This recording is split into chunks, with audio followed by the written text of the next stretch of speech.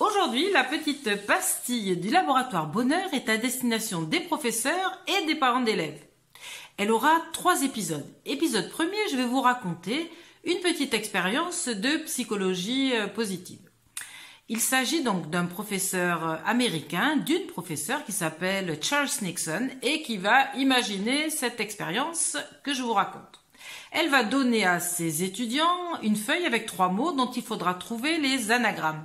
Un anagramme, c'est un mot qui est constitué avec exactement les mêmes lettres. Par exemple, le mot nier, N-I-E-R, a les mêmes lettres que le mot rien, R-I-E-N.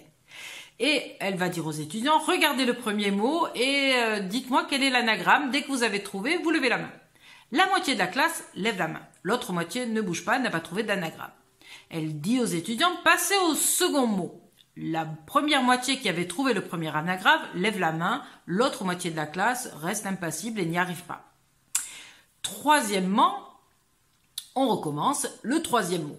Alors il faut que je vous raconte un petit peu la clé de l'expérience. Les 2 premiers mots étaient différents pour les 2 groupes. Dans le groupe qui a levé la main, ils avaient un anagramme très simple à trouver. Dans le groupe qui n'a pas été capable de lever la main, l'anagramme était impossible. Pour le troisième mot, ils ont tous le même mot, donc tous pourraient trouver cet anagramme très facile. Or, elle constate que seul le groupe qui a, dans un premier temps, été en succès, qui a trouvé les 2 premiers anagrammes, va lever la main, pas les autres.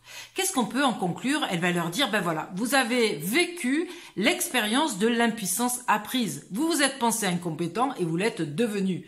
Et les étudiants vont dire, je me suis senti impuissant, j'étais frustré, j'avais envie de partir, je n'avais plus confiance en moi.